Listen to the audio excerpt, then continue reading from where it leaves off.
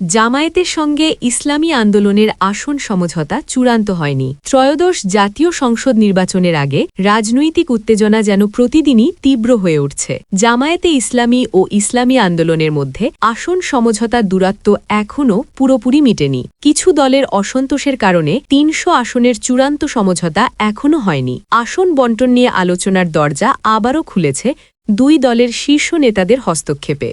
দুই পক্ষই সমঝোতায় দ্রুত পৌঁছানোর পক্ষে, কিন্তু সময়সীমার চাপ বাড়ছে।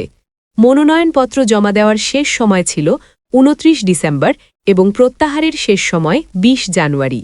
এই সীমারেখা সামনে রেখে জোটভুক্ত দলগুলোর ওপর সমঝোতা চূড়ান্ত করার চাপে উত্তেজনা আরও বেড়েছে। সূত্র জানায়, শুরুতে ইসলামী আন্দোলন শতাধিক আসনের দাবি তুলেছিল। অন্য দলগুলোর চাহিদাও কম ছিল না। জাতীয় নাগরিক পার্টি এনসিপি নির্বাচনী সমঝোতায় যুক্ত হওয়ায় আলোচনা আরও জটিল হয়ে ওঠে। পরে আরও কয়েকটি দল যুক্ত হওয়ায় আসন সমঝোতার হিসেব নিকেশ নতুনভাবে শুরু হয়। মনোনয়নপত্র জমা দেওয়ার সময় জামায়াত ২৭৬টি আসনে, ইসলামী আন্দোলন ২৬৮টি আসনে প্রার্থী দিয়েছে।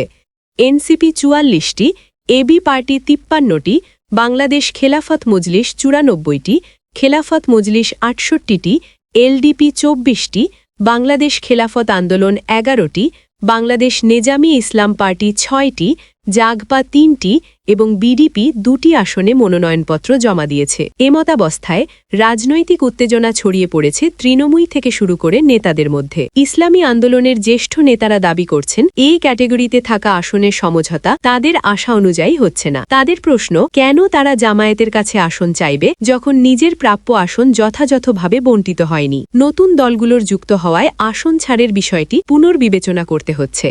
এতে আগে থেকে প্রস্তুত আসনের সংখ্যা কমাতে হয়েছে।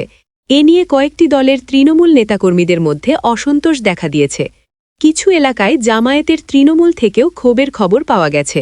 সোশ্যাল মিডিয়ায় সমর্থকদের মধ্যে আক্রমণাত্মক পোস্টও